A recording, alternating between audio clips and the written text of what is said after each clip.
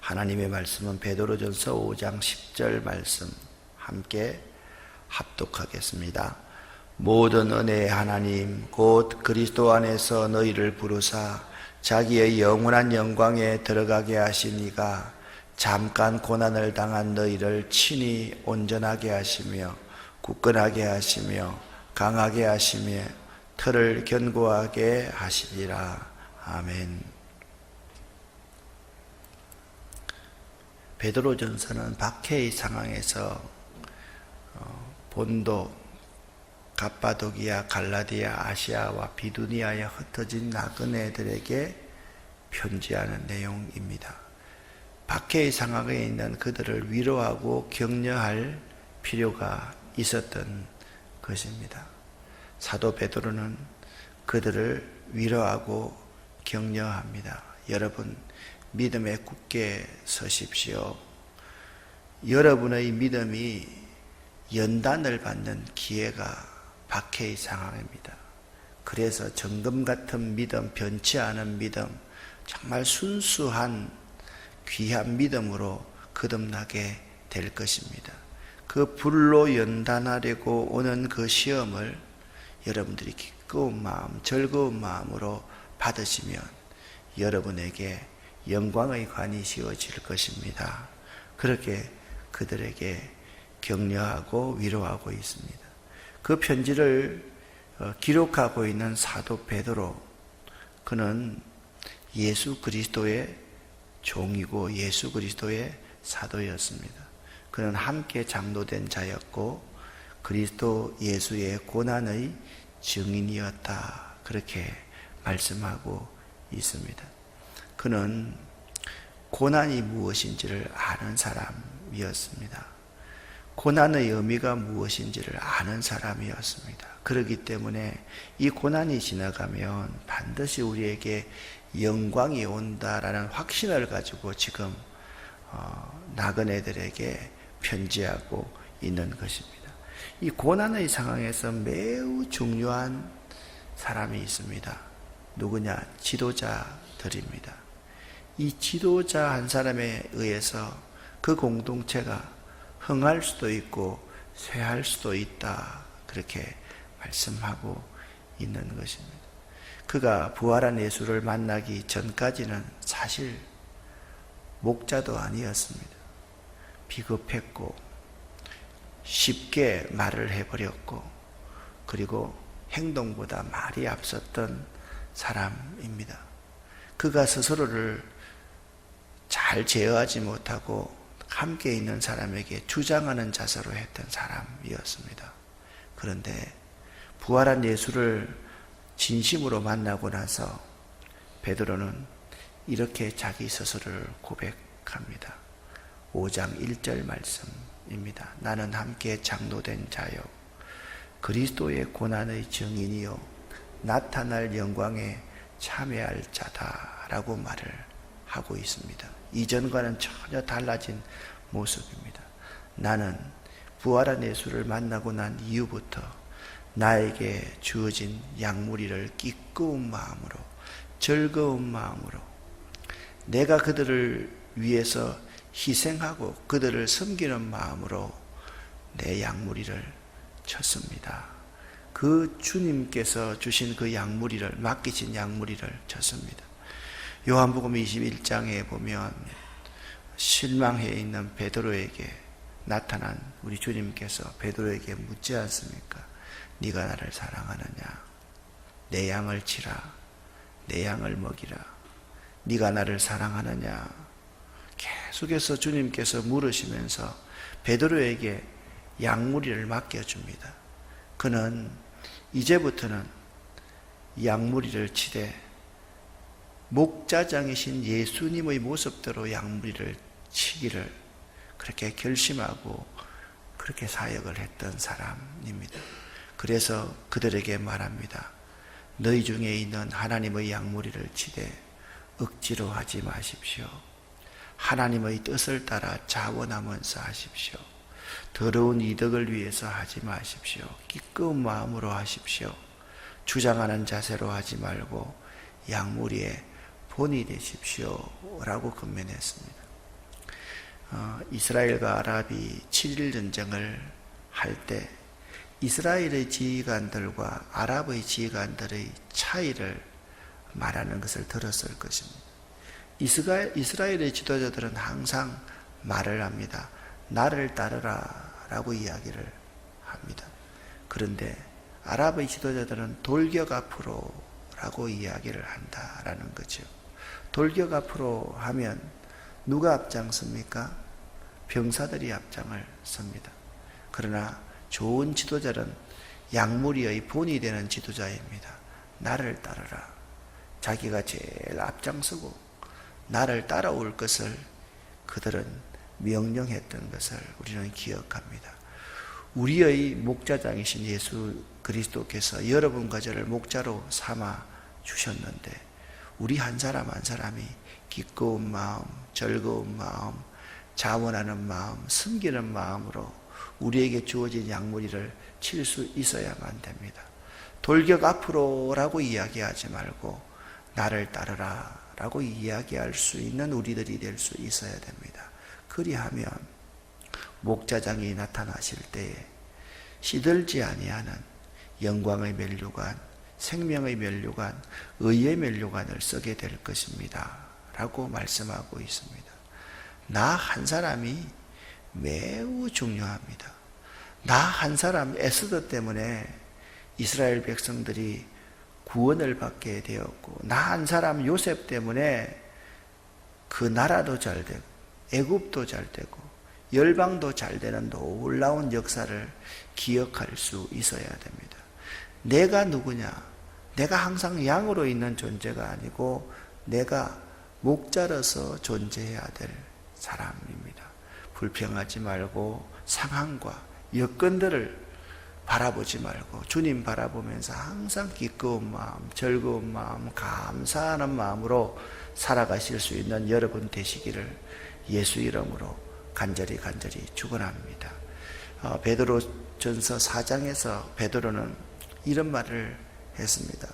여러분 말을 하려거든 하나님께서 하시는 것처럼 말하십시오.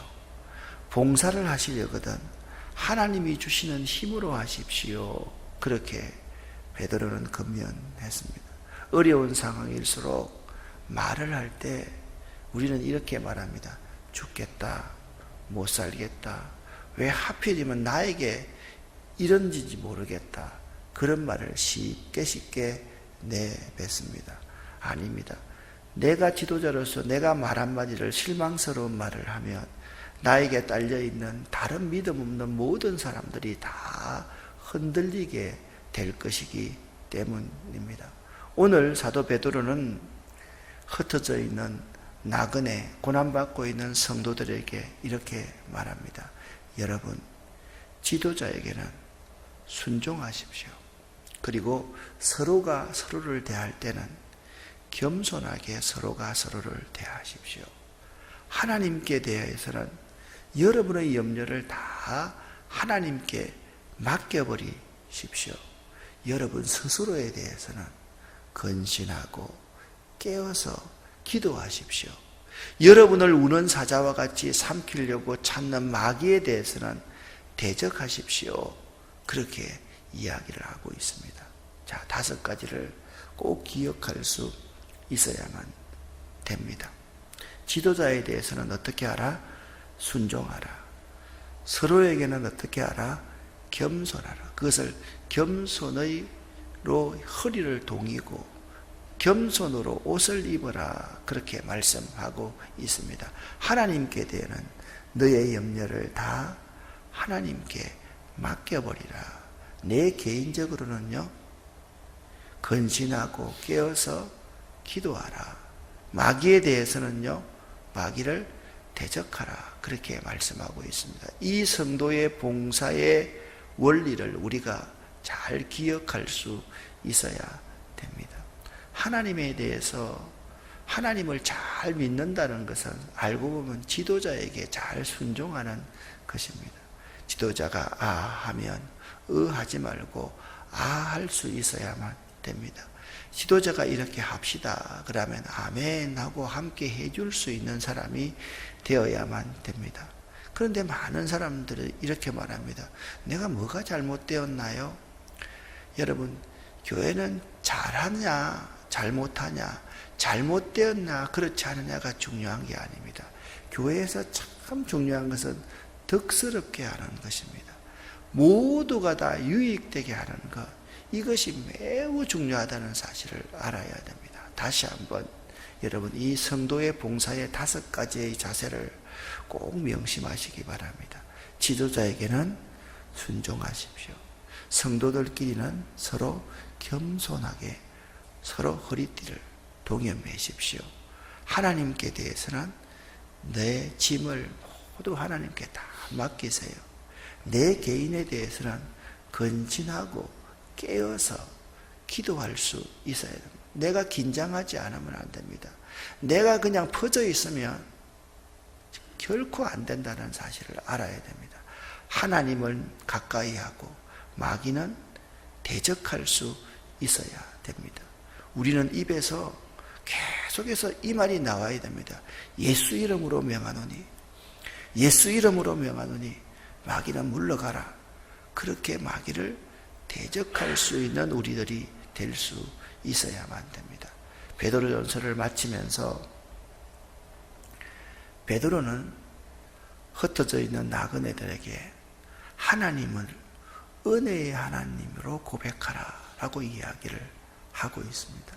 여러분, 고난받을 때는요, 평소에는 하나님을 은혜의 하나님으로 고백하고, 고난을 받을 때는 하나님을 좋으신 하나님으로 묵상을 해보시기를 바랍니다. 좋으신 하나님이 나에게 유익해 하려고 고난을 주셨구나. 좋으신 하나님이 이 환경과 여건과 핍박과 박해 가운데서도 나에게 반드시 좋은 길을 열어 주실 것임을 믿는 성도가 중요합니다. 평소에는 있잖아요. 내가 이 자리에 서 있는 것, 내가 이 자리에 살고 있는 그 자체가 하나님의 은혜라는 사실을 고백하며 살아야 됩니다. 그래서 사도 베드로는 그들에게 이렇게 말합니다. 너희는 이 은혜에 굳게 서라. 그렇게 말합니다. 은혜에 굳게 서는 사람과 은혜를 잊어버리는 사람, 잃어버리는 사람과는 너무나도 다릅니다.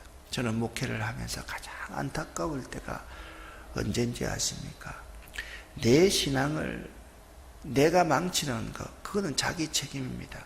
그런데 부모님이 은혜의 터 위에 굳게 서지 않고 은혜를 잊어버려서 부모님이 자꾸 흔들리고 부모님이 여기저기 옮겨 다닙니다.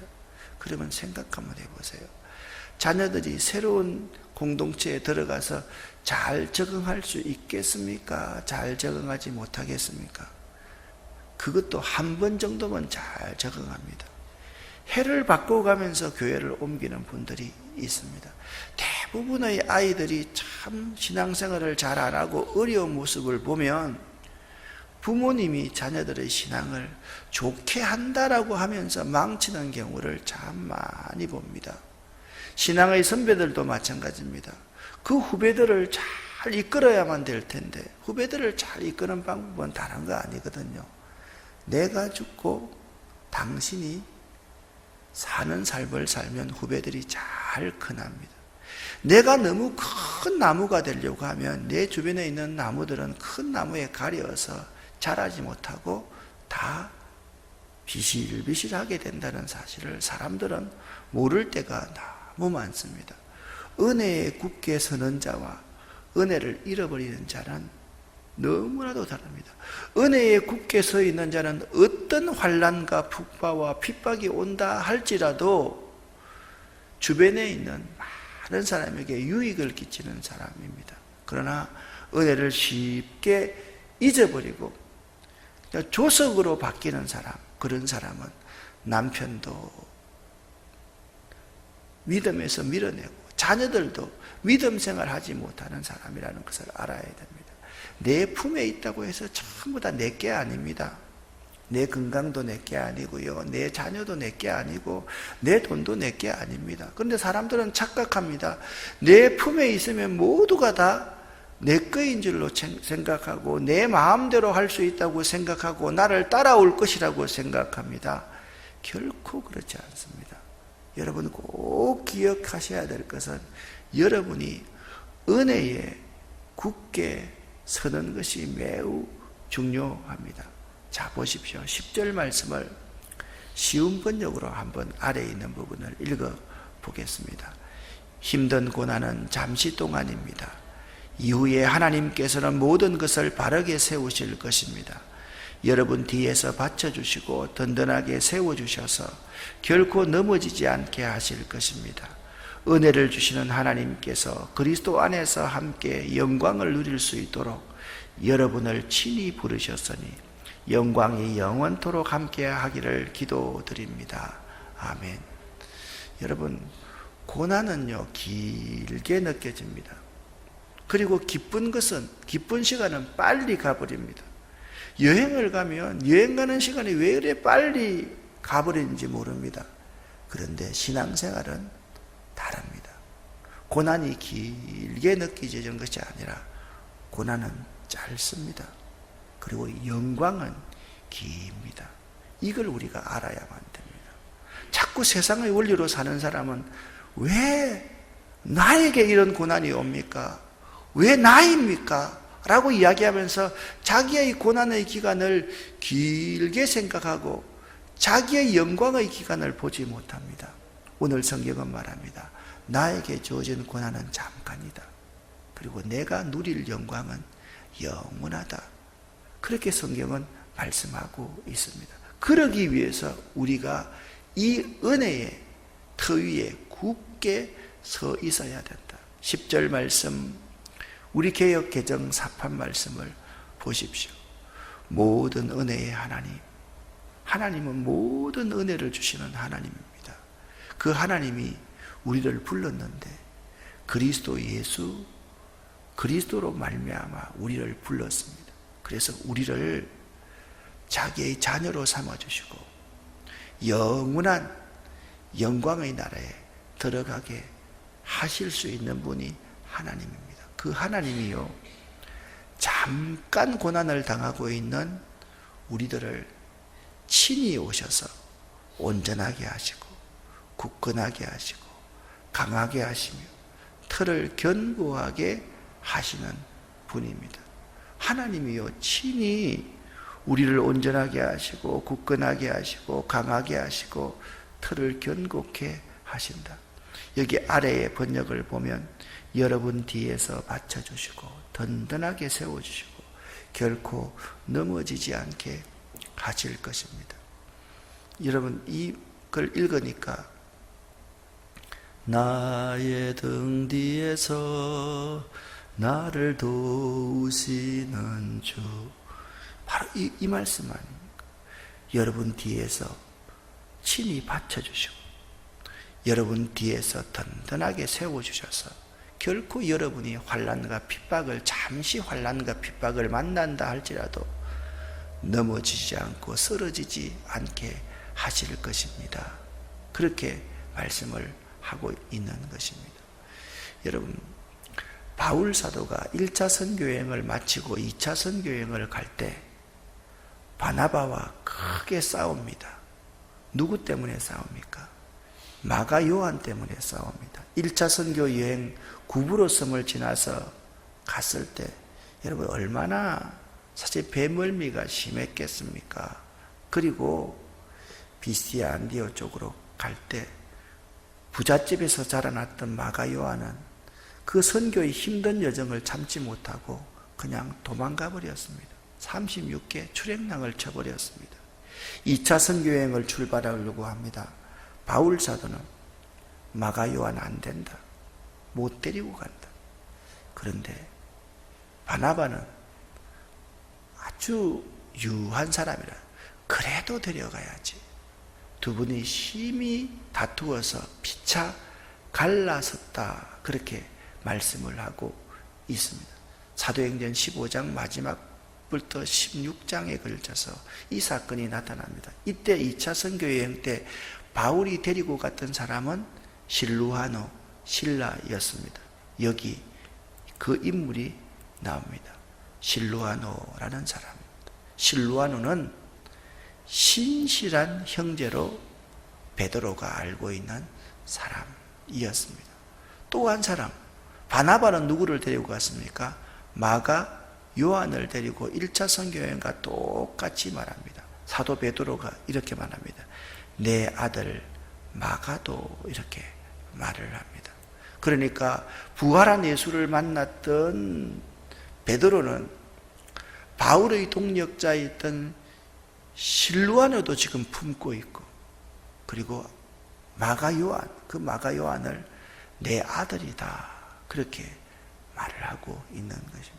여러분, 세상을 살면서요, 만고풍상을 겪고 고난을 겪어보고 배신도 해보고 다시 뉘우친 사람, 그런 사람은 속이 꽉 차고 철이 든 사람 아닙니까? 바울은요, 그런 사람입니다. 실루아노도 품고 마가도 자기 아들로 생각하면서 함께 교회를 섬겼던 사람입니다. 그러면서 그가 말합니다. 나는 이 은혜의 국회에 서 있었던 사람입니다. 신라도 은혜의 국회에 서 있었던 사람이고, 마가 요한도 은혜의 국회에 서 있었던 사람입니다.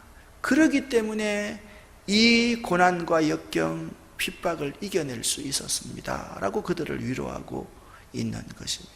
여러분, 목회자가 성도에게 권면을 하는 것보다 성도가 성도에게 권면을 하면요, 훨씬 더 잘 먹혀 들어갑니다. 그렇지 않습니까? 배신해 본 사람, 그러한 사람이 그 고난과 역경 가운데 고난과 역경을 이겼던 사람이 지금 그들을 위로하고 있습니다. 13절에 보면 참 대단한 말씀이 기록되어져 있습니다. 택하심을 함께 받은 바벨론에 있는 교회가, 바벨론은 무엇을 상징합니까? 항상 세상 가운데 있는 교회를 상징하고 있지 않습니까? 고난 가운데 있는 교회를 상징하고 있지 않습니까? 지금 베드로에게서 편지를 받고 있는 본도, 갑바도기아, 갈라디아, 아시아와 비두니아에 흩어져 있는 나그네도 고난받고 있지만, 이 세상 바벨론에 있는 모든 교회들도 똑같은 핍박을 받고 있었는데 그들도 견디어냈다, 그렇게 말씀하고 있습니다. 그들이 먼저 이 핍박을 견디어내어서 여러분에게 문화를 합니다. 여러분은 서로 사랑의 입맞춤으로 서로 문안하시고 그리스도 안에서 평강을 누리시기를 바랍니다. 그렇게 말합니다. 여러분과 저의 삶이 항상 이 은혜의 굳게 서는 삶이 될 수 있기를 예수 이름으로 간절히 축원합니다. 이 은혜에 굳게 서 있으면 고난은 잠깐입니다. 영광은 영원합니다. 믿음이 없는 사람은 항상 이렇게 생각합니다. 기쁨과 즐거움을 이 세상 끝까지 누리려고 하고, 또 고난이 자기에만 있는 걸로 생각하고 고난이 긴 것으로 생각합니다. 결코 아닙니다. 이 고난은 잠깐입니다.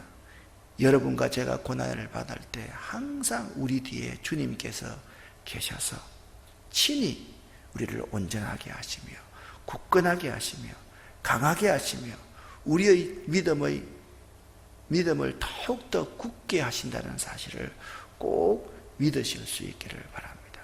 오늘 기억하십시다. 여러분이 마지막 시대를 살아가면서 어떻게 봉사할 것인가? 지도자에게는 순종하고 서로가 서로에게는 겸손하게 하고 하나님에 대해서는 내 모든 무거운 짐을 다 맡겨버리고 내 스스로에게 대해서는 내가 깨어서 긴장하면서 열심히 기도하고 하나님은 가까이 하면서 마귀를 대적하는 여러분 되시기를 예수 이름으로 간절히 축원합니다. 이렇게 하려고 하면 비결이 딱 한 가지입니다. 은혜의 터 위에 굳게 서 있어야 됩니다. 꼭 기억할 수 있기를 예수 이름으로 간절히 축원합니다. 기도하겠습니다. 살아계신 아버지 하나님, 이 은혜의 터 위에 굳게 설 수 있게 우리 주님께서 친히 우리를 온전하게 하시며 굳건하게 하시며 강하게 하시며 우리 믿음의 틀을 견고케 해주심을 감사드립니다. 좋으신 하나님, 은혜의 하나님, 우리가 말을 할 때 하나님이 하시는 것처럼 할 수 있게 하시고, 봉사를 할 때 하나님이 주시는 힘으로 봉사할 수 있도록 도와주시옵소서. 우리에게 있는 이 잠깐 있는 이 고난을 우리의 믿음으로 넉넉히 이겨나갈 수 있도록 도와주시옵소서. 예수 그리스도 이름으로 축복하옵고 간절히 기도 올립니다. 아멘.